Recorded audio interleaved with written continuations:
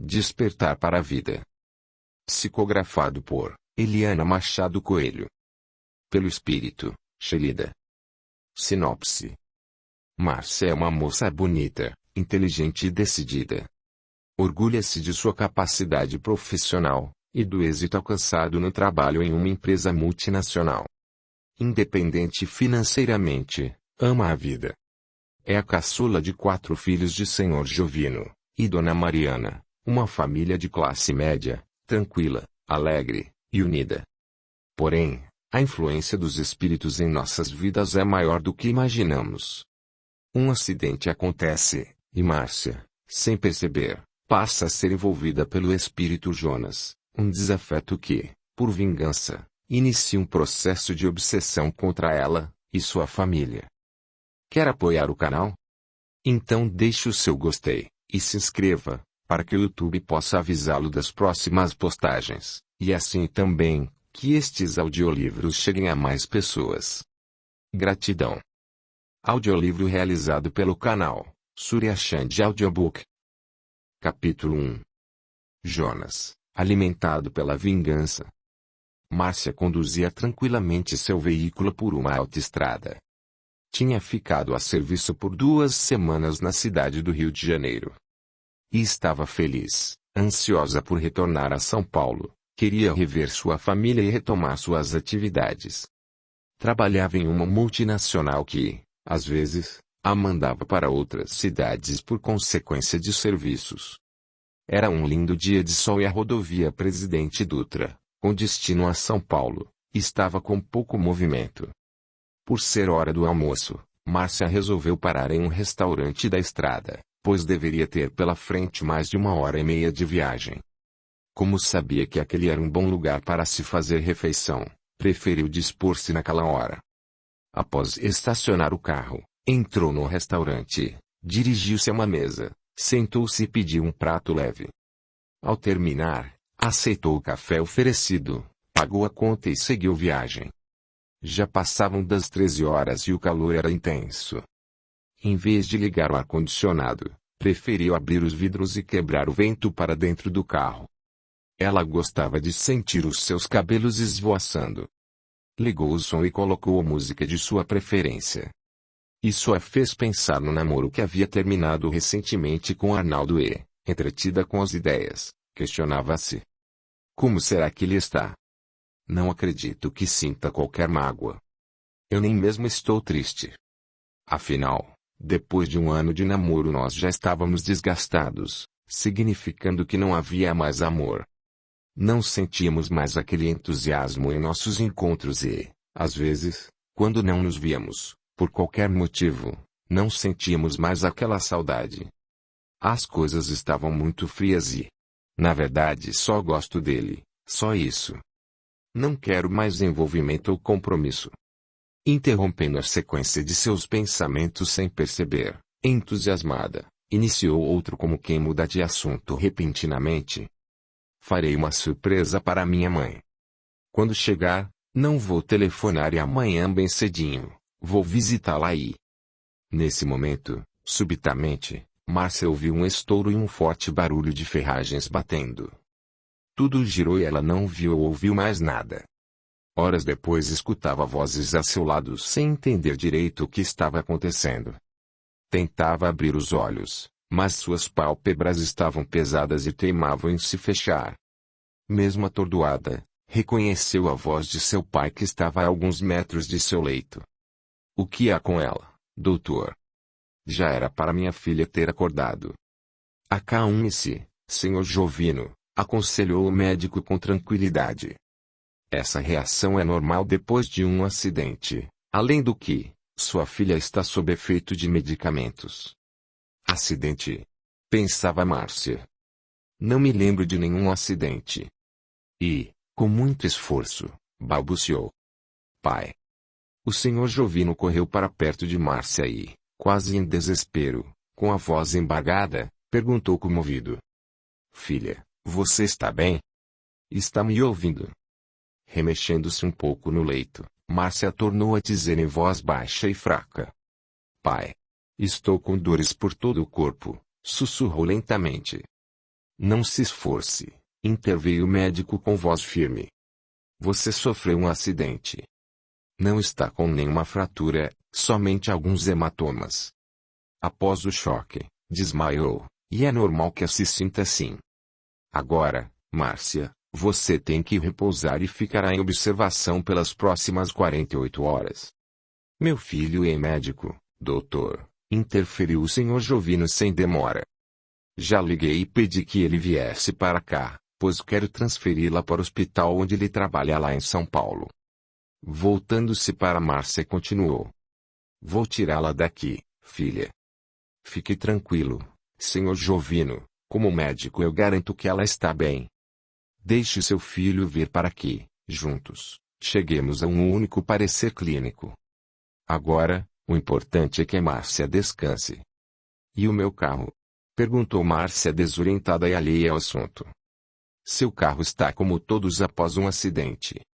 Ele não é tão importante, pode esperar muito tempo para ser socorrido, você não, disse o médico com um leve sorriso no rosto e um tom de brincadeira na voz. Virando-se para o Sr. Jovino, concluiu. Vamos à recepção, pois seu filho pode não encontrá-lo ao chegar e Márcia precisa descansar.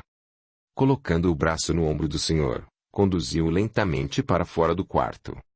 Mil coisas passavam pelos pensamentos de Márcia. Como foi acontecer aquilo? Não lembro de nada. Será que dormia ao volante? Não. Impossível, acreditava.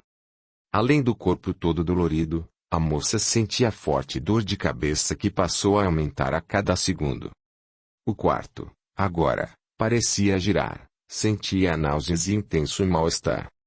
Nem Márcia, nem ninguém ali presente, pôde ver, mas na cabeceira do leito da jovem havia um rapaz magro, alto, as roupas sujas com alguns rasgos, barba por fazer e cabelos com aspecto grudento e desalinhado. Seu rosto estava pálido e sua feição era de quem sofria muito. Possuía escoriações por toda a face, um machucado na cabeça que ainda sangrava. Seu braço direito mexia, mas nele havia um grande ferimento exposto. Quase não se aguentava em pé, pois vez ou outra sentia fortes dores abdominais, cólicas intestinais tão fortes que ele se contorcia involuntariamente. Trazia consigo uma mágoa, um rancor incontrolável e, apesar de tudo o que sofria, conseguia forças para alimentar um ódio que parecia exalar em sua aura turva. Aproximando-se um pouco mais de Márcia, como que ia apertando com as duas mãos a cabeça da moça, como se fosse coroá-la, dizia-lhe palavras de baixo calão demonstrando-se enfurecido, pois suas vibrações eram extremamente fortes. Com os dentes cerrados e a voz rouca, repetia com muito ódio. Você vai sofrer. Sofrer. Sofrer muito. Vai sentir muita dor, sua desgraçada. No mesmo instante, Márcia começou a remexer-se no leito. Uma dor insuportável, muito aguda, parecia perfurar sua cabeça. Seu desespero era tamanho que começou a gritar.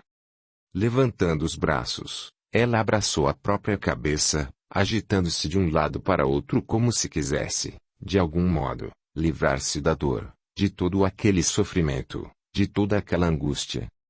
Rapidamente aproximou-se uma enfermeira logo atrás do médico. Seus gritos podiam ser ouvidos ao longe. Márcia, já sentada na cama e ainda abraçando a cabeça, girava o corpo de um lado para outro, exibindo um descontrole sem igual. A enfermeira e o médico a seguravam, enquanto lhe perguntava repetidas vezes o que eu sentia, mas Márcia não conseguia explicar e só gritava. Que dor! Aí, que dor! Eu não aguento mais, enquanto as lágrimas rolavam em sua face pálida. Gritando a uma outra enfermeira que chegava, o médico pediu que preparasse um sedativo ditando-lhe os componentes e a dosagem em rápidas palavras. Foi quando Márcia, em meio a tanto sofrimento, gritou desesperada. Deus! Por favor, ajude-me! Como quem levasse um súbito choque, num pulo o rapaz a largou e foi atirado longe, no outro canto do quarto. A dor foi suavizando como por milagre. Márcia jogou-se para trás deixando-se cair como se desfalecesse. Pausadamente e com a voz fraca sussurrou enquanto lágrimas corriam-lhe ainda pela face. Foi muito forte. Não quero sentir isso novamente. Pelo amor de Deus. Acalme-se, Márcia. Sou eu, o Dr. Jarbas. Vamos cuidar de você, mantenha-se calma, o sedativo já vai fazer efeito. A custo, o Sr. Jovino era mantido, pelos enfermeiros, do lado de fora do quarto. Levantando-se do chão, o rapaz, ainda um pouco atordoado, atravessou a porta fechada. Sua raiva era tamanha que conseguiu forças para dizer ao Sr. Jovino, com vibração sarcástica, influenciando-o: ela vai sofrer. Você vai chorar muito por ela, pode crer. Sua queridinha já começou a sofrer, seu velho safado.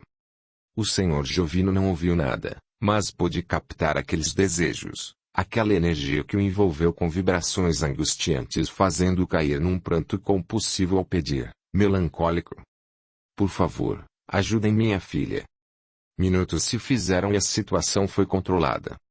Quando Ciro chegou, o filho do Sr. Jovino, que era médico, ficou ciente de tudo e cuidou da transferência de sua irmã para um hospital em São Paulo, pois, devido ao quadro clínico apresentado, acreditou que seria melhor realizar, o quanto antes, uma tomografia do cérebro, recurso que não existia naquele hospital. E assim foi feito. Ninguém pôde ver, mas no momento em que Márcia rogou por ajuda usando de todo o seu desejo e fé, acreditando com todas as forças no Criador, um socorrista do plano espiritual, que estava naquele hospital, fez-se presente. Sem muito esforço e sem ser visto, até mesmo pelo espírito Jonas, colocou suas mãos sobre os ombros do rapaz para evitar que continuasse a torturar Márcia. O socorrista, que naquele momento estava apresentando o hospital e o trabalho ali realizado para um grupo de estudo que viera de uma colônia espiritual do interior de São Paulo, emanou verdadeiros desejos de amor, carinho e proteção, que causou um choque com as vibrações energéticas daquele espírito, neutralizando o que Márcia sentia. Observando a cena, o instrutor do grupo, Renato, passou a explicar a situação do espírito que torturou Márcia e que se chamava Jonas.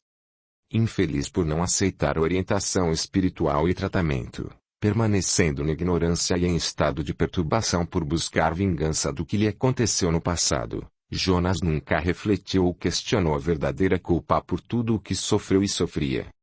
Mesmo desencarnado, ele ainda experimenta todo o reflexo de sua ira e nunca alcançou a paz, sofrendo em demasia e, como que alucinado a todo instante, sentia cada parte de seu corpo doer como no momento de sua morte. Jonas é alimentado pelos sentimentos de sua mãe e de sua irmã, ainda encarnadas, que não se conformavam, como ele, com seu desencarne, explicou Renato com poucos detalhes. Renato, como pode ser isso? Perguntou uma das alunas. Bem, Jonas sempre foi super protegido e mimado, desde sua infância. Filho caçula e somente com uma irmã 10 anos mais velha que ele, sempre foi o destaque da família. Tudo o que fazia era considerado certo e até engraçadinho pelos seus pais, mesmo quando suas perantices de infância ultrapassavam todos os limites, deixando de ser arte de criança, ele era aplaudido. Jonas possuía tudo o que desejava, mas sempre se revoltava, ficava insatisfeito, querendo mais ou exigindo que seus desejos fossem realizados rapidamente. Sua mãe sempre contornava as situações extremas que ele provocava e nunca o advertia com seriedade, punindo-o ou deixando que o punissem pelo que fizesse de errado. A punição excessiva ou drástica é prejudicial, certo? Perguntou uma das alunas. Sem dúvida. O excesso, tanto na rigidez da educação quanto no abandono da mesma, ou na proteção exagerada, sempre será prejudicial, continuou Renato com dedicada orientação. Mas a punição na hora certa, de maneira ponderada, sem excessivas agressões físicas ou morais, com orientação sensata e instrutiva, guiam a pessoa ao caminho correto. No caso de Jonas, seus pais não ofereceram qualquer orientação filosófica, religiosa ou espiritual, não lhe ensinaram nenhum princípio básico para uma boa formação moral, nunca lhe impuseram limites, tudo o que ele queria fazer era permitido. Só que Jonas foi crescendo e nunca acreditou nem mesmo em Deus, pois lhe faltou muita base na formação de caráter. Já com mais idade, suas obrigações foram aumentando, só que ele não queria assumir nenhuma responsabilidade, preferia ser imprudente e negligente. Desde a escola ele dizia que a culpa era de seus colegas por tudo o que lhe acontecia de errado, os professores nunca estavam certos, ou eram muito exigentes, na opinião dele. E seus pais sempre o apoiaram, dando-lhe todo o crédito. Até que começou a se revoltar contra os próprios pais, passou a beber e usar drogas. Os pais julgavam que os amigos eram os únicos culpados e responsáveis pelo mau caminho que Jonas seguia. Digamos que era cômodo para os pais culparem os outros por seus erros, por eles não ensinarem moral e caráter ao filho, observou outra aluna. Sim. É sempre cômodo, para qualquer um, culpar o outro por suas falhas em vez de tentar corrigi-las, confirmou o instrutor, ponderado. Os pais sufocavam Jonas com excesso de proteção e ele sabia disso. Entretanto, Jonas nunca se deixou responsabilizar pelos próprios erros. Ele não queria encarar a vida nem a seus pais, revelando e contando a verdade sobre seus atos inconsequentes ou reivindicando aos pais o seu direito de aprender, de se libertar dos laços de superproteção, desejando amadurecer, progredir com as oportunidades da vida. Jonas sempre foi um covarde na luta por seus direitos de crescer, de evoluir seu caráter, sempre foi um fraco por não lutar pelos seus objetivos, nunca quis ser produtivo e independente. Todos ouviram com muita atenção o esclarecimento de Renato, até que Ivo, um outro membro do grupo, indagou curioso. Alguém no plano espiritual já alertou Jonas de tudo isso? Sim, claro, inúmeras vezes, mas agora a condição dele é tão inferior que não consegue sequer nos ouvir. Contudo, podemos enviar-lhe boas vibrações, como elevadas preces de amor e paz, desejo-no bem, para aliviá-lo de tudo o que experimenta, rogando misericórdia ao Pai da vida. Encarnados e desencarnados podem fazer isso para auxiliar espíritos que, como Jonas, sofrem desorientados ou com as ideias fixas de vingança, ou por seguirem caminhos tortuosos. Renato, você disse a princípio, que a mãe e a irmã de Jonas nutrem todo esse ódio que ele sente e o faz ter aquela aparência, experimentado constantemente tanto sofrimento e dor. Então elas são as culpadas por Jonas estar nessa condição espiritual tão inferior. Como é isso? Não, esclareceu Renato, corrigindo-a, o único culpado é o próprio Jonas. A mãe e a irmã estão erradas, sim, salientou com ênfase. Elas são responsáveis pelas condições em que ele se encontra, mas é culpa dele não querer melhorar, uma vez que já lhe foi oferecido tratamento e orientação. Se ele é o culpado pelo próprio sofrimento, como elas podem estar erradas e serem as responsáveis pelo que o Jonas está passando atualmente? Elas são culpadas também, não são? O caso é o seguinte: elas não se conformam com o desencarne dele. Julgam os envolvidos com Jonas, durante sua vida terrena, os únicos culpados pela desventura que o levou à morte prematura. Esse tipo de sentimento e pensamento alimenta o ódio e o rancor que Jonas sente. Elas rogam pragas aos seus desafetos e desejam todo tipo de mal possível a eles. Essa disposição afetiva, em relação à ordem moral e intelectual das coisas, libera energias que nutrem todo sentimento ruim que Jonas possa ter, dando-lhe muita força para desejar vingar-se. Só que com isso, Jonas continua no erro, no sofrimento, na ignorância e na mediocridade espiritual, sem paz, sem elevação, com sofrimentos, dores, angústias, muitos tormentos e um estado de perturbação inenarrável. Elas deveriam orar para que Jonas elevasse seus pensamentos a Deus, rogasse por paz, orientação, socorro e que ele o envolvesse com amor e perdão. A justiça pertence a Deus, complementou o socorrista que também ouvia a conversa. O que essas pessoas fizeram a Jonas? Pelo que entendi é dessa moça amar-se de seu pai que ele quer se vingar. Senti que eles são pessoas de bem. O que aconteceu? Ah! Essa é uma longa história que vou ficar devendo para outro dia, Ivo.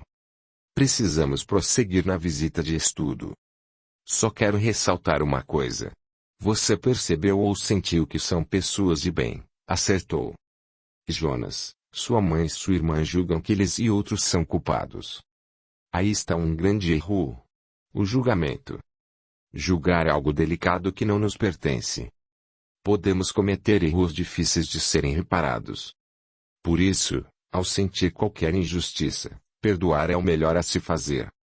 Deixe que a divina natureza haja. A natureza é a atuação de Deus. Se não sabemos o que merecemos, como podemos saber o que os outros merecem? Só mais uma coisa, Renato. Sim, diga. Essa história, pelo visto, não acaba por aqui, não é? Eu creio que não. Todos os envolvidos têm muito que aprender e o sofrimento é útil para alguns aprendizados. E todos seguiram Renato, que decidiu continuar com a visita de estudo. Capítulo 2. A convalescência de Márcia. 4 dias se passaram após o acidente. Márcia já estava bem e recuperava-se na casa de seus pais. Abrindo a porta do quarto suavemente com a voz bem baixa, quase sussurrando, Dona Mariana entrou dizendo: Vim trazer um chá, filha. Oh, mãe. Não precisava. A senhora está se incomodando muito comigo. Eu já ia levantar para ir até a copa. A senhora está me acostumando mal, não posso ter tanta mordomia assim, respondeu Márcia com voz meiga, sorrindo para a mãe. Márcia era a caçula dos 4 filhos do senhor Jovino com Dona Mariana. Sempre foi bem querida por todos da família e protegida desde pequena. Nitidamente, Márcia era a pupila, filha mais querida do senhor Jovino. Havia 3 anos, Márcia resolveu sair de casa para morar mais perto do serviço, uma vez que atravessava a cidade para ir trabalhar e perdia muito tempo no trajeto. Indo de carro ou utilizando o transporte coletivo, sempre era um transtorno chegar ao serviço. Apesar dos mimos, ela não era uma pessoa dependente. Esforçada, dinâmica e cheia de vida, amante da arte e da música, queria ser independente, e era. Sempre prática, de personalidade forte, marcante e lógica, quase não se apegava às minúcias da vida corriqueira, entretanto era muito amorosa. Para o senhor Jovino, era um absurdo uma filha dele sair de casa para morar sozinha. Apesar da evolução dos tempos e da idade de Márcia, ele não concordava muito, pois era preso a antigos costumes, mas usando sua perspicácia, Márcia, contando também com o apoio dos irmãos, conseguiu seu objetivo. Arrumou um apartamento na área central da cidade, pois assim seriam bem mais práticas e rápidas suas idas e vindas ao trabalho. Não necessitaria usar tanto o carro, uma vez que o metrô lhe serviria bem. O apartamento não era grande, mas possuía tudo de que precisava para viver confortavelmente. A decoração, sem ostentação nem luxo, porém de muito bom gosto, assim como a organização, impecável. Márcia ocupava o cargo de analista de sistemas no departamento de informática em uma grande empresa. Ela dominava bem sua área de trabalho. Desde quando terminou a universidade, graduando-se em análise de sistemas, realizava todos os cursos possíveis, ocupando totalmente o seu tempo disponível em aprender e se aperfeiçoar. Por ser perseverante, não foi difícil a competição com os outros candidatos para a vaga disponível naquela grande empresa tão conceituada. Isso a fazia se sentir estabilizada e muito confiante, até porque tinha consciência de sua capacidade. Desde que saiu da casa de seus pais, foi a primeira vez que precisou da ajuda deles. Visitava-os aos fins de semana e telefonava diariamente, 2 ou 3 vezes, entretanto nunca necessitou do amparo deles como agora. Porém, depois do acidente e devido ao susto, sentia-se carente, apesar de não admitir. Em seu olhar podia-se observar um pedido de auxílio e carinho, apesar de todos a rodearem com ternura e atenção. Assim como sua mãe, principalmente, fazia. Filha, não se levante. Você precisa se recuperar bem. Olha o que o médico falou. Mãe. A senhora exagera, assim como meu irmão, digo meu médico, respondeu Márcia com ar irônico. Depois continuou. Foi só um susto, algumas dores pelo corpo e... eu já estou me sentindo bem. Pior foi o meu carro. Falando nisso, o Roberto já chegou com alguma notícia. Não, ele disse que sairia da gráfica mais cedo para pegar o laudo da perícia e o boletim de ocorrência para preparar a documentação exigida pela seguradora do carro. Só que ainda não chegou. Liga pro celular dele, filha. Não, ele deve chegar logo. E ajeitando-se na cama, Márcia passou a desabafar. Sabe, mãe, eu já voltei mentalmente à cena do acidente várias vezes, em pensamento, entende? E não consigo lembrar de qualquer coisa que eu tenha feito para provocar tudo aquilo. Só me recordo de um barulho forte e tudo girando. Não entendo o que aconteceu. Filha, você precisa rezar. Isso é inveja, você ganha bem, é bonita. Márcia, com generosidade, a interrompeu argumentando. Ora mãe, que inveja que nada. Isso foi algumas falha mecânica no carro, apesar de meu carro ser novo. Filha, isso é inveja sim, veja só, a senhora foi interrompida pelo som insistente da campainha. Espere aí, pediu Dona Mariana. Eu já vou atender. Era a entrega de uma cesta com flores para Márcia, com um enorme envelope branco. Dona Mariana recebeu e foi correndo ao quarto levar a filha. Veja, Márcia, é para você, disse entusiasmada. Que flores lindas. Márcia sentou-se na cama e com um largo sorriso estendeu os braços para recebê-las. Ajeitando o cesto no colo, pegou o envelope, abrindo enquanto questionava. De quem será, hein, mãe? Será que é do Arnaldo? Eu acho que ele nem está sabendo que você se acidentou, má. É do meu serviço. Puxa. Exibindo felicidade, Márcia leu o que dizia o enorme cartão, que finalizava. Com votos de uma ótima saúde e rápida recuperação, contamos com a sua volta em breve. Sentimos muito sua falta, assinado.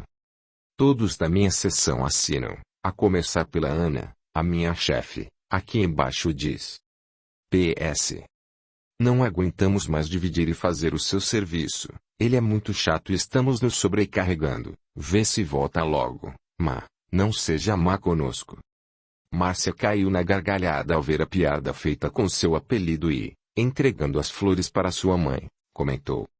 Como esse pessoal é bacana, né, mãe? Mandaram essas flores lindas, um belo e gigantesco cartão, fizeram piadinha. Tenho sorte por trabalhar com gente assim, desfechou empolgada. Cheguei, gritou Roberto que acabava de entrar no quarto. Aí. Roberto. Que susto. Você está se assustando à toa, Márcia, disse Roberto debochando. Filho, sua irmã está se recuperando, não faça isso. Desculpe-me, maninha. Sentando-se ao lado de Márcia, beijou o ar na testa dizendo. Eu me esqueci de que você está se refazendo, está dodói. Desfechou com modos marotos e rindo, mas com carinho. Como foi lá? Perguntou Márcia, ansiosa para saber sobre seu carro. Bem, tudo indica que o pneu estourou, respondeu Roberto resumidamente. Como assim? Tornou ela. Talvez algum defeito de fabricação, não se sabe ao certo. Mas para provocar aquelas capotagens, tudo indica que o pneu do carro estourou.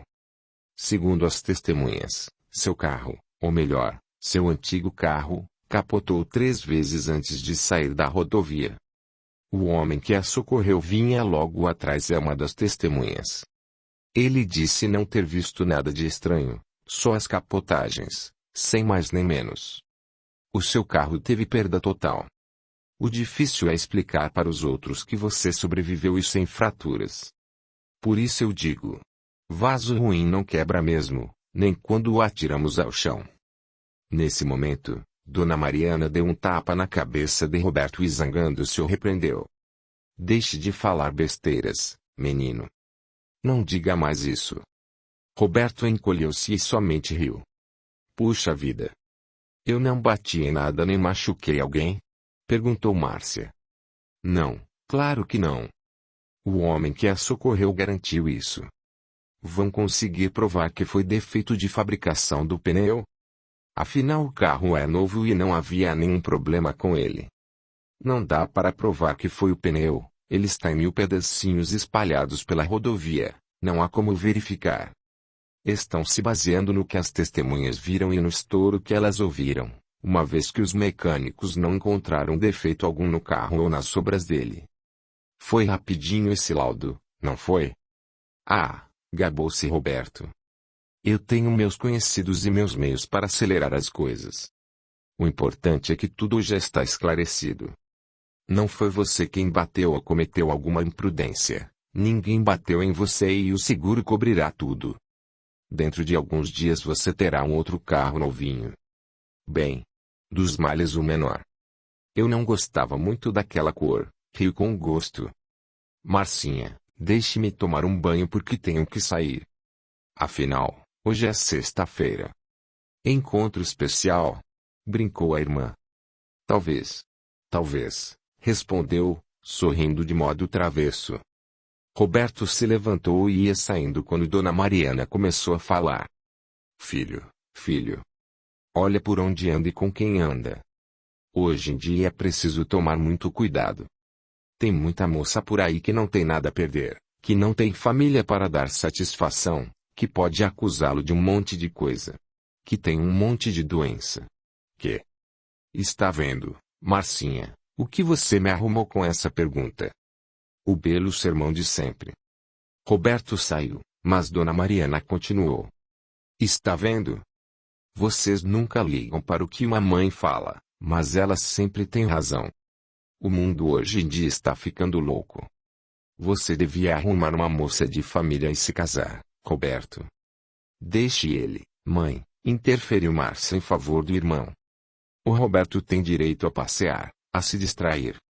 Ele fica naquela gráfica a semana inteira. Além do mais, como quer que ele conheça uma moça para se casar se não quer que ele saia de casa? Socado aqui, como conhecerá alguém? Nos lugares aonde ele vai, não encontrará uma moça direita, retrucou Dona Mariana. Como a senhora sabe que não é um bom lugar, ou que ele não vai encontrar moças direitas lá?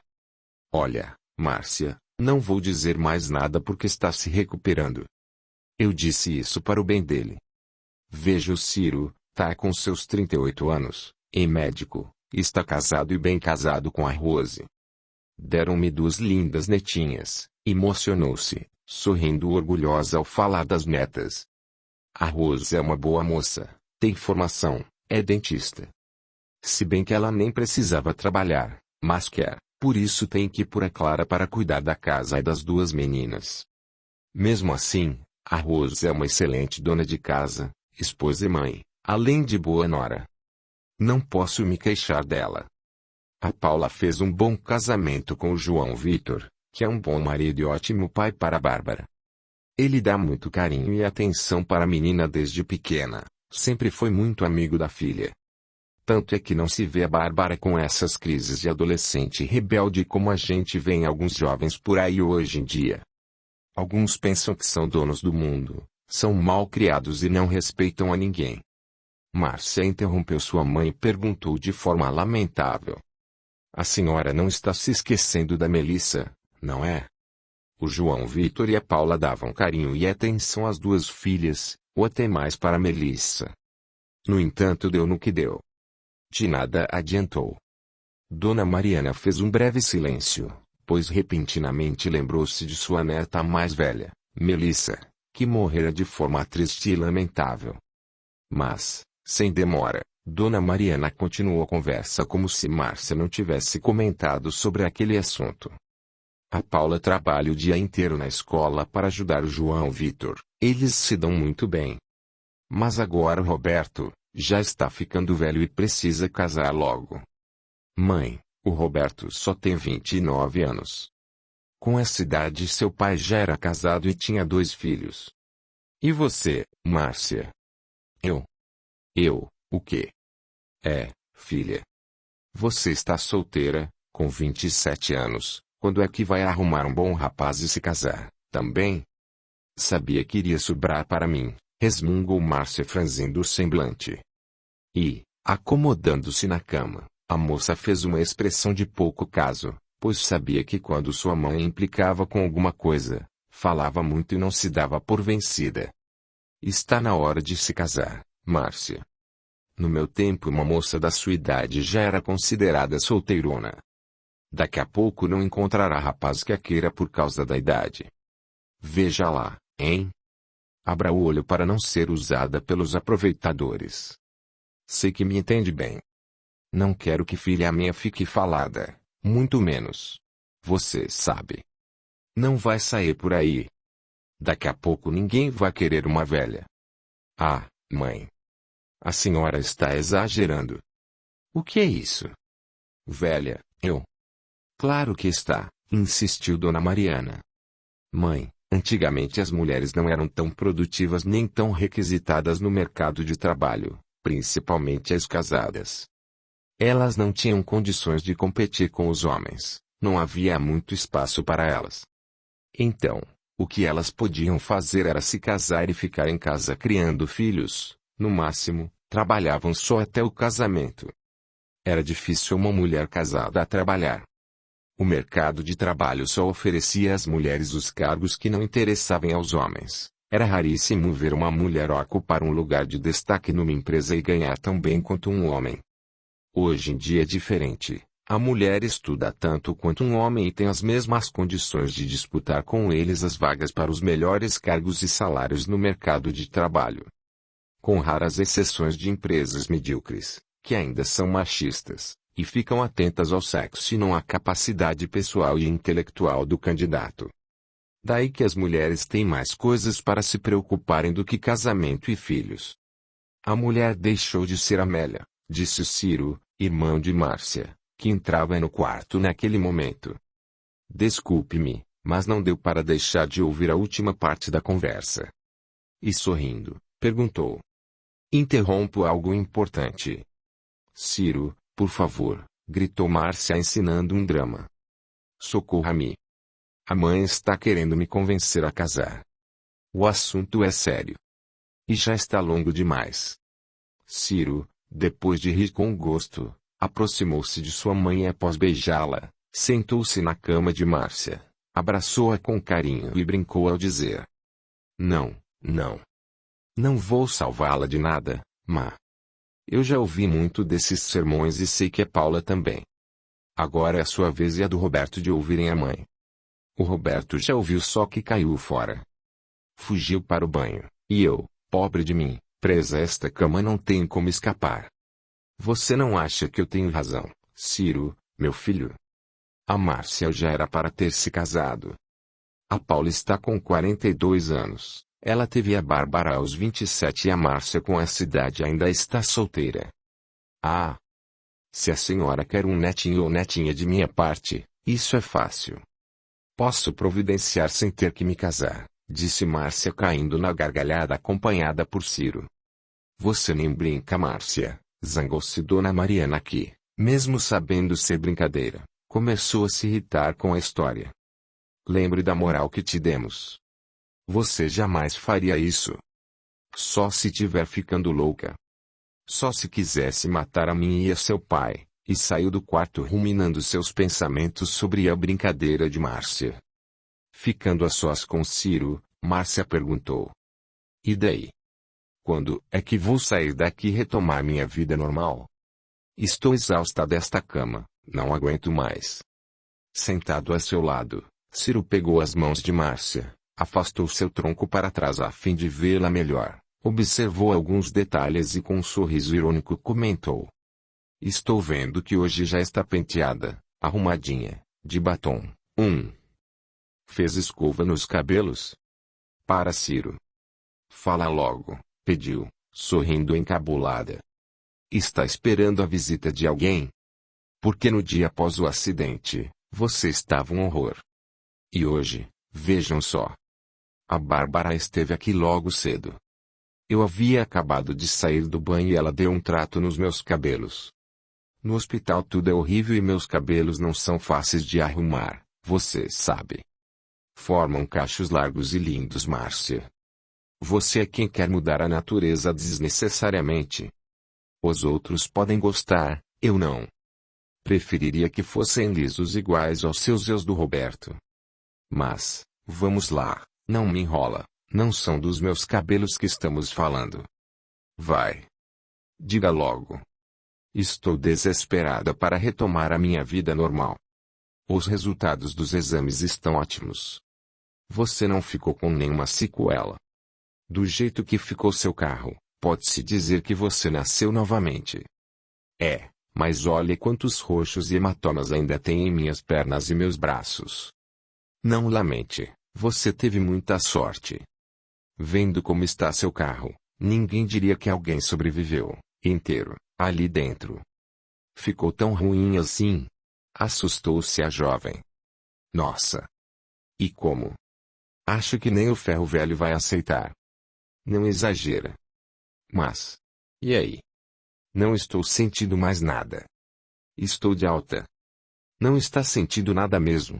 Perguntou desconfiado. Só um pouco de dor muscular. Porém, acredito que a cama está me fazendo mais mal do que o acidente. A mãe só me deixa levantar para ir ao banheiro, até o telefone e ela traz aqui. Sem falar da água que está aí na cabeceira, olha só. Esse tipo de tratamento faz mal, me deixa entrevada. Não aconselho que saia, pelo menos até segunda-feira. Poderá sentir tonturas e mal-estar, considerados normais pelo fato de ter ficado deitada todos esses dias e pela medicação que você tomou. Caminhe pela casa, pelo quintal. Tome um solzinho. Posso voltar para meu apartamento, não é? Você não está sentindo medo? Não está tendo sonhos ou assustada com o acidente? Quer mesmo voltar para sua casa e ficar sozinha? Não estou com medo. Só quero voltar para minha casa. A única coisa que ainda me incomoda é lembrar da rapidez de como tudo aconteceu. Num instante eu estava bem, no outro um estouro e... Tudo foi tão rápido que não deu tempo nem de lamentar do que eu não pude fazer na vida, ou o que deixei de realizar por ter adiado. Agora penso, e se eu não tivesse sobrevivido? Deixaria vocês, minhas coisas. O que teria valido a pena? Aí, eu sinto uma coisa no peito, parece uma dor e tenho vontade de abraçar vocês e amarrá-los junto a mim. Márcia sorriu e fez uma breve pausa. Depois desfechou. Deve ser o susto. Acho que quando se morre não se tem tempo para pensar em tudo isso. Será que não temos, mesmo? Perguntou Ciro com olhar expressivo. Você é médico, Ciro, e ainda duvida? Eu creio que, quando se morre, tudo acaba. Nunca vi ninguém voltar. Eu tenho minhas dúvidas, Márcia, concluiu Ciro pensativo e com olhar perdido. Ciro, você é médico. Conhece a carne e a matéria humana melhor do que eu. Como pode pensar assim? É que, ao contrário de alguns colegas de profissão, procuro observar algo que possa existir além da matéria que vejo. Eu penso no algo que animava aquela matéria que, repentino ou lentamente, torna-se inanimada. Para onde foi, ou onde está aquele algo, aquela energia que animava tudo aquilo? Como assim? Perguntou Márcia curiosa, sentando-se melhor para prestar atenção na conversa. Vou dizer algo bem simples para que você possa entender e acompanhar minhas reflexões, argumentou Ciro, pacientemente, falando com voz cordial. Muitos colegas já me disseram que não há vida até o 3º mês de gestação. Outros, entretanto e infelizmente, vão mais além. Eles afirmam não haver vida no óvulo fecundado, que é o embrião, nem no feto, que é quando começam a aparecer os traços humanos, formação de órgãos e tecidos. Talvez digam isso para justificarem suas práticas. Mas para mim estão cometendo um grande erro. Na minha opinião, ali, há muito mais vida do que pensamos, há muito mais energia naquelas células se multiplicando do que depois, quando o corpo assume todas as suas funções sem dependência. Como assim? Não entendi. Não estou falando no sentido biológico, estou dizendo que naquela única célula que, depois de fecundada, passa a se dividir, Há muito mais energia, muito mais força para viver. É como se a energia que se manifesta não fosse somente da célula. Ninguém nasce pronto. Existe algo mais dando vida para aquela vida. Observando o processo com o coração e não com os olhos, vê-se que é muito rápido, objetivo, perfeito e mesmo eu entendendo o funcionamento, me pergunto: como uma célula pode se transformar em um ser vivo? Como muitos ainda podem acreditar que um óvulo fecundado não tem vida nos primeiros dias, ou meses? É um absurdo pensar assim. Se acaso um óvulo fecundado não fosse sustentado por uma onipotência que desconhecemos, caso aquelas células, que se multiplicam para a formação de um ser não tivessem uma vida própria que já existisse antes daquela matéria começar a se formar, aquilo tudo não se transformaria em um ser humano. Olha só a perfeição e harmonia do ser humano, afirmou como que maravilhado. Logo, perguntou: você já observou a sua mão? Márcia ouvia atentamente Ciro, fugindo das questões biológicas e materiais, empolgava-se na explicação e prosseguia sem deixá-la responder. Olhe bem, um simples movimento de sua mão supera toda a perfeição de qualquer máquina inventada pelo homem. Mas eu já vi, na televisão, uma mão mecânica que realizava cirurgias perfeitas. Ah! Sim.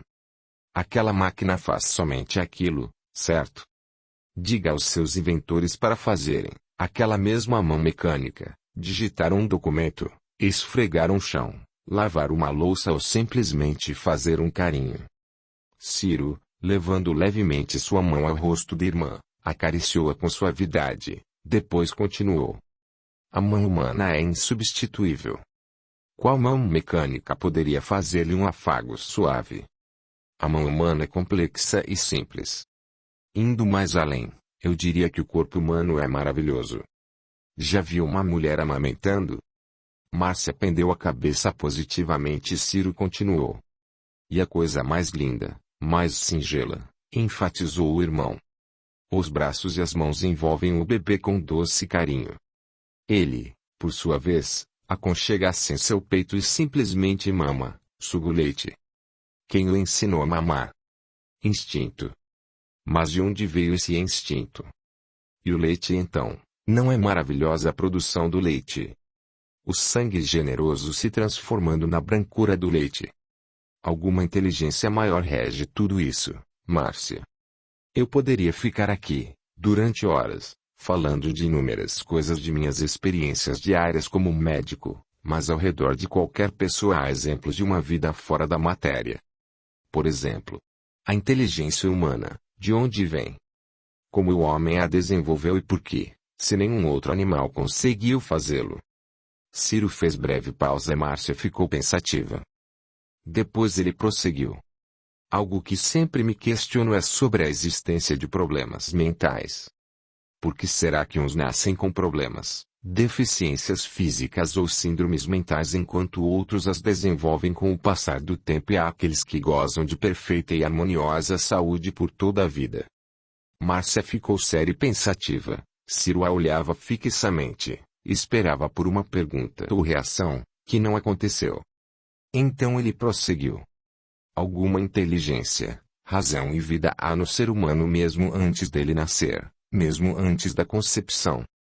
Para que ele já se forme com todas as características necessárias para a sua experiência humana, dentro do ventre de sua mãe. Você está indo longe demais, Ciro. Não estou, não, Márcia. Há sim uma vida ou inteligência no ser antes da concepção, pois nada mais justifica uma pessoa nascer de um jeito e a outra ter forma tão diferente. Você não vai entrar nessa de espíritos, vai? Eu nunca fui ligado nessas coisas. Mas se a ciência está estudando e a parapsicologia tenta explicar, por que vou fugir e ignorar as minhas dúvidas? Tenho que filosofar.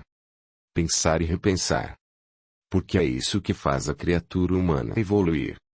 Tenho que me incentivar pela crença, mesmo quando ninguém mais acredita, pois ficar acomodado atrofia a mente e o corpo. A energia mental é o que motiva a saúde, a sabedoria e a inteligência. Subitamente o celular de Ciro tocou. O telefonema chamou para uma emergência. Márcia parou estarrecida diante das reflexões de seu irmão. Ela o admirava muito. Acreditava que Ciro fosse uma pessoa lógica, objetiva e sem crendices. Nunca ouviu falar sobre esses assuntos. Ciro interrompeu os pensamentos de sua irmã avisando. Tenho que ir. O dever me chama. Beijando-a na testa, afastou-se caminhando lentamente. Já de costas e perto da porta, virou-se, aproximou-se novamente, olhou fixamente em seus olhos e abraçou-a com meiguice. Por fim disse. Fiz você pensar, não foi? Sem esperar por uma resposta, completou. Amanhã eu venho aqui novamente ver como você está. Ah! Já ia me esquecendo. A Rose, as meninas e Dona Clara mandaram beijos. Elas vêm comigo amanhã. Tchau. Ciro saiu, enquanto Márcia, sem dizer nada, acomodou-se entre os travesseiros que apoiavam, passou as mãos pelos cabelos e deu um longo suspiro. Intrigada com tudo o que ouviu, não conseguia parar de pensar nas questões que Ciro apresentou. 15 dias após o acidente, Márcia foi ao seu serviço levar algumas documentações e relatórios que trouxera do Rio de Janeiro e que foram encontrados, só agora, em meio às ferragens de seu carro. Márcia era dona de muito bom gosto. Elegante e vaidosa, tinha a natureza a seu favor, porque contava com uma beleza discreta, porém bem marcante e sensual. Trajava-se sempre de forma executiva, impecável, e seus procedimentos correspondiam à sua aparência. Sabia comportar-se muitíssimo bem em qualquer ocasião. Era bem discreta. Naquela manhã, estava nitidamente disposta e animada, ansiosa por encontrar seus colegas. Já no andar em que trabalhava, quase não conseguiu chegar à sua seção, pois muitos, que se importavam com ela, questionavam-na sobre o acidente e sua recuperação. Ao entrar na seção, uma grande sala que dividia com mais 8 funcionários, ficou surpresa com a recepção. Todos interromperam seus afazeres para abraçá-la, oferecendo-lhe calorosa simpatia. Márcia.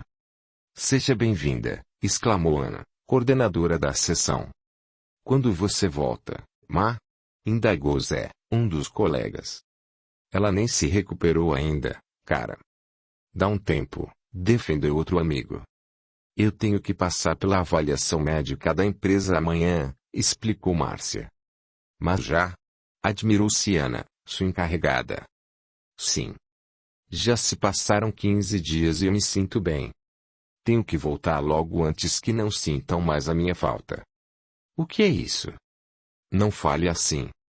Você é muito útil, eficiente, qualidades essenciais e indispensáveis a qualquer profissional hoje em dia. Além disso, como pessoa, você é muito especial, tornou Ana. Nossa! Desse jeito o ego da Márcia vai estourar, interveio Fábio, um outro amigo, brincando. Colocando seu braço no ombro de Márcia, balançando-a com carinho, continuou. Todos nós devemos reconhecer que as palavras de Ana são verdadeiras. Naquele momento, Márcia corou encabulada, nunca se virá em situação semelhante, afinal, Ana era ponderada e não costumava exprimir elogios ou comentários. Às vezes, no máximo, dizia. Muito bom trabalho, sem tantos adjetivos para complementar suas manifestações. Olhando, somente agora para sua mesa, Márcia deparou-se com lindas flores, entre as quais havia um pequeno cartão. Que lindas! Exclamou surpresa. Puxa, gente! Como vocês são! Nem tenho palavras. Abraçando as flores, inclinou-se para sentir o aroma agradável que exalava. Apanhou o cartão onde leu silenciosamente. Bem-vinda. Você é tão especial como essas flores. Emocionada, precisou conter-se para não chorar e somente agradeceu com a voz embargada. Aos poucos os colegas voltaram aos seus afazeres, ficando Fábio que, quase sentado sobre a mesa, acomodou-se, enquanto Márcia, sentada em uma cadeira giratória, pôs-se a rodar, vagarosamente, de um lado para outro, ao mesmo tempo em que desabafava com o amigo. Sabe, Fábio, enquanto eu estava no hospital, pensei. E se eu não voltasse mais? E se eu tivesse morrido? Tudo o que eu venho fazendo até hoje onde estaria perdido? Tanto tempo gasto com estudo, o dinheiro investido, tanta coisa para quê? Essas perguntas não saem de minha mente. Você acredita na morte, Márcia? Indagou Fábio. Bem, pelo que eu vejo ninguém fica aqui eternamente, não é? Respondeu Márcia estampando um sorriso, sem querer ofendê-lo. Não seja insolente, retrucou Fábio, brincando. Não é porque esteve doentinha que vou bajular você. Eu quero saber o que você entende por morte e se acredita na vida após a morte. Você está igual ao meu irmão, acreditando em vidas sem corpo. Você não respondeu à minha pergunta, insistiu Fábio com seriedade. Eu acredito que, quando morremos, tudo se acaba. Você é uma pessoa inteligente, por isso vou deixá-la com algumas perguntas, mas não precisa me responder agora, tá? Márcia, ouça atentamente. Será que Deus é tão cruel ao ponto de nos fabricar e depois nos jogar fora, fazendo com que tudo termine repentinamente? Ele cria-nos, deixa-nos viver por anos e anos, e, durante esse tempo todo, nós estudamos, trabalhamos, vivemos, nos envolvemos com várias pessoas, gostando de umas e odiando outras. Daí então, ele faz com que tudo isso termine com a morte. Nascemos, lutamos feito condenados para melhorarmos qualquer coisa à nossa volta e depois ele, simplesmente, faz com que tudo isso acabe. Sem qualquer propósito. Nós e o que fizemos somos jogados fora.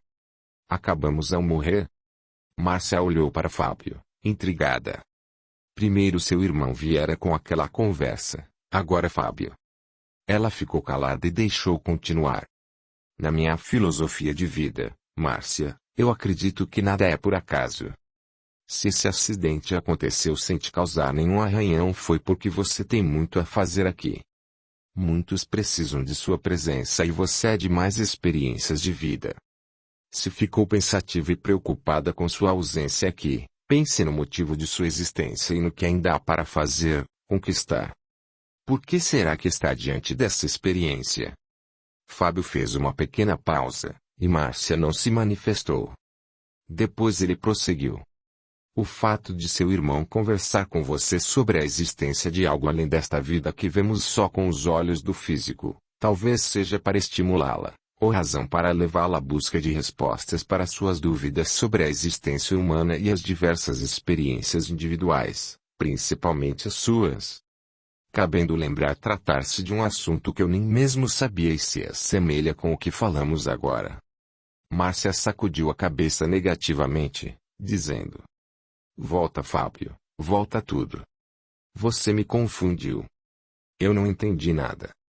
Não falei nada sobre meu irmão e nem mesmo contei qual o assunto que conversei com ele. Você adivinha? Fábio simplesmente sorriu com generosidade e passou a explicar de forma diferente. Você, Márcia, é bem-sucedida, não é rica, mas também não é nenhuma miserável que mereça compaixão de alguém. Levou uma vida boa, resultado de muita perseverança, estudo e esforço. Em sua vida surgem oportunidades e você está sempre preparada para elas, pois estudou, atualiza-se sempre que pode, etc. Aí, um dia, você para e pensa. O que é que estou fazendo aqui? Por que não sou a rainha da Inglaterra? Aconteceu um acidente e você sai inteira, então, pergunta novamente. Por que não morri? Por que estou aqui? Por que estou pensando tudo isso somente agora? E eis que surge um cara, começa a falar que a vida não é somente isso, mas depende de tudo isso e vai além do que podemos ver. Depois você ainda se questiona. Por que essas perguntas só me ocorreram neste momento? Márcia manifestou-se imediata. E por que esse cara só chegou agora para me falar de tudo isso? Porque meu irmão veio com o mesmo assunto. Porque pensei nisso somente neste instante. Afinal, não me considero desprovida de inteligência. Isso, vibrou Fábio. Eram essas as perguntas que eu queria ouvir. Esse cara só apareceu com esse assunto, assim como seu irmão, Simplesmente porque, somente a partir desta fase de sua vida, você está preparada para entender tudo isso, ou seja, a lei da vida, as leis de Deus. Nada é por acaso, Márcia. Costumamos ter essas dúvidas quando o espírito está, vamos dizer, maduro, pronto e apto para compreender, aceitar, evoluir e passar adiante, certo? Parado, olhou-a fixamente à espera de uma argumentação. Tudo isso é confuso, Fábio, principalmente para mim. Vim de uma família rigorosamente católica e apesar de ter vivido todos esses anos sob ensinamentos cristãos, não estou, hoje em dia, de acordo com alguns conceitos do tipo terra prometida, céu, purgatório ou inferno. Ninguém nunca provou nada a respeito. Como meu irmão disse, a ciência está buscando provas e a parapsicologia procura explicar. Portanto, eu ainda fico em cima do muro. Mas você não está curiosa a respeito da sua própria vida, da sua existência e o porquê de todas essas dúvidas? Sim, Fábio. Mas acredito que seja um fator psicológico. Estive à beira de um acidente fatal. É natural que sinta medo por quase ter perdido a vida. Talvez por isso nunca ter acontecido antes, é que eu tenho me questionado sobre esse assunto agora. Acredita em Deus? Indagou afável. Sim. Márcia respondeu tão friamente que ela própria incomodou-se e decidiu justificar. Bem, eu acredito que alguém ou algo criou tudo isso e continua criando, cuidando e preservando. A esse alguém, a esse Criador dá-se o nome de Deus, eu aceito e acredito nesse Criador. Já é um bom começo, argumentou compreensivo. Mas daí para acreditar que a vida é após a morte, espíritos nos rodeando o tempo todo, almas penadas, ou até mesmo que nada é por acaso e eu tenho ou estou preparada, madura espiritualmente para aprender sobre esses assuntos, eu tenho cá minhas dúvidas. Você já viu a nossa sessão tão quieta assim? Questionou com meticulosidade. Como? Márcia surpreendeu-se com aquela questão que parecia fora de propósito, pois o assunto vigente não era aquele. Entretanto, Fábio insistiu. Você já viu a nossa sessão tão tranquila a ponto de 2 funcionários ficarem conversando tanto tempo como nós estamos agora? Será que isso é por acaso? Ou esse alguém está dando a você a oportunidade de ganhar orientação e parar de acreditar que Deus nos joga fora depois desta vida? O que é isso, Fábio? Você não está querendo dizer o que eu estou pensando? Ou você está ficando louco? Acho que este assunto está indo longe demais. Márcia insistiu. Quase nunca conseguimos um tempo para assuntos de trabalho ou para discutirmos algum relatório ou memorando e estamos aqui, sem sermos interrompidos, falando de assuntos espirituais. Você não acha isso interessante? Esse lugar é uma loucura e, de repente, quando você necessita de explicações ou orientações sobre suas dúvidas, foi aqui que encontramos tempo para conversar. Márcia balançou a cabeça negativamente, dizendo: Não, não, Fábio. Para mim chega. Não quero me envolver com isso. É muito complexo, inseguro e, sei lá, talvez não seja o momento para mim. Fábio pendeu a cabeça levemente, lamentando a decisão da amiga. Por alguns segundos lastimou muito, pois sentia que Márcia necessitaria de instrução e muito amparo espiritual. Com aquela conversa pôde observar que ela não tinha qualquer conhecimento sobre o assunto e que infelizmente ainda não estava interessada em aprender. Depois de um longo suspiro ele sorriu, concluindo com generosidade. Me desculpe. Eu não quis, de forma alguma, mudar seus procedimentos ou sua filosofia de vida. Mas sei que a fiz entender sobre o que eu acredito. O conhecimento que eu tenho sobre minha filosofia de vida estará sempre à sua disposição, certo? Márcia fitou longamente. Em seu olhar podia-se notar uma insatisfação com seus próprios conceitos e questões sem respostas. O que Fábio lhe apresentou também não a satisfez, mesmo assim sorriu e agradeceu por educação. Sou grata, Fábio, vou me lembrar de você, se eu precisar. Mudando de assunto ela continuou, avisando em um tom alegre. Vou indo, Tenho que ver algumas coisas em meu apartamento que deve estar um horror. Você não foi lá ainda? Perguntou curioso. Não. Minha mãe não me larga, enfatizou rindo. Já faz uma semana que quero ir embora para minha casa e ela não me deixa, aí eu acabo ficando na casa dela por pena. Você sabe como é, fico só mais um dia, e só mais um dia. Falta uma hora para encerrar o expediente. Se quiser eu te dou uma carona, aceita? Propôs Fábio. Claro que sim, animou-se de pronto. Vou dar mais uma volta por aí depois passo aqui para irmos. Vou dar uma ligada para Beth, e avisar que vou demorar, porque deixarei você em seu apartamento. Márcia, espirituosa, ainda brincou. Não quero encrencas com sua noiva. Você só vai me deixar em casa e não vai demorar. Não me use como desculpa para seu atraso. Vê lá, hein? Vou marcar os minutos e avisar a Beth para que ela o controle. Ambos riram e Fábio, aceitando a brincadeira, completou. Puxa, Márcia. Não faça isso. Não vai me entregar, não é? Márcia sorria ao sair e prometeu retornar, mas dissimulava, sentia algo errado consigo. Como se indefinível dor se fixasse no centro de seu peito, mas vinha de seus pensamentos. Cada vez que lembrava de suas dúvidas, o peito parecia apertar mais. Seria uma premonição? Pensava. Não. Não acredito nisso. Essas coisas não existem. Tudo é besteira. Ela afastou rapidamente essa possibilidade de suas ideias, queria fugir da realidade e dos sentimentos que experimentava.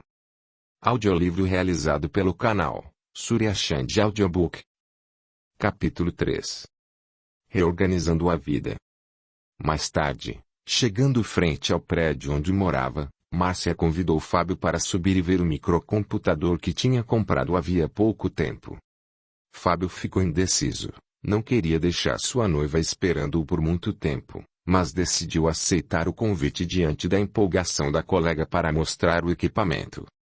Antes de abrir a porta do apartamento, Márcia avisou. Não repare, estou há mais de 30 dias sem vir aqui, desde que fui para o Rio. Nem sei como está lá dentro. Minha irmã Paula e minha sobrinha Bárbara vieram aqui para pegar algumas coisas para mim. Está bem, eu juro que fecho os olhos, tornou Fábio, brincalhão. Márcia abriu a porta e ligou o interruptor, só que a luz não acendeu. Caramba! O que aconteceu? Perguntou Márcia intrigada. Deve ser lâmpada queimada, opinou o amigo. Será que há energia no prédio? Claro, Márcia. Subimos de elevador. É mesmo. Que bobeira que me deu. Vou chamar o zelador. Vamos primeiro ver o que é? Sugeriu Fábio. Acenda a lâmpada de outro cômodo. Indo até a cozinha, conjugada com a sala que só se separava por um balcão, ela ligou o interruptor anunciando o alegre. Acendeu. Legal. Você tem outra lâmpada? Perguntou Fábio. Deixe-me ver. Sim, está aqui. Enquanto trocava a lâmpada, Fábio começou a sentir-se mal. Mas não comentou nada. Márcia pôde perceber que algo estava errado, ele empalidecia. Pronto. Acende aí, pediu ele. Joia, exclamou Márcia ao ver a lâmpada acesa. Descendo rapidamente do banco, Fábio sentou-se no sofá, pois acreditou que pudesse desmaiar. O que foi? Está se sentindo mal? Perguntou Márcia surpresa ao olhá-lo. O rapaz não respondeu. Estava gelado e suava frio, empalidecendo rapidamente. Fábio? Fala comigo, insistiu Márcia que começou a se desesperar. Espera um pouco que já passa, ele forçou-se a responder com a voz fraca, segurando a cabeça com as mãos no rosto e os cotovelos apoiados nos joelhos. Fábio sentia fortes calafrios. Em silêncio passou a fazer uma oração, solicitando o socorro do plano espiritual. Era um rapaz visivelmente saudável, de porte atlético. Márcia nunca o viu abalado por qualquer problema de saúde. Quer que eu chame um médico ou alguém para ajudá-lo? Perguntou, abaixada ao lado dele sem saber o que fazer. Já estou melhorando, Não precisa, não. Vou fazer um chá, decidiu Márcia atordoada. Indo até a cozinha, não tirava os olhos do amigo que se desfigurou. Após alguns minutos em silêncio, depois de fazer uma prece, Fábio começou a sentir-se melhor. Respirou fundo, e passou a girar o pescoço de um lado para outro. Friccionou as mãos no rosto e pediu um pouco de água. Tome.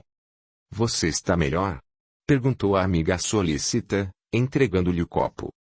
Sim. Por favor, posso usar o seu banheiro para lavar o rosto?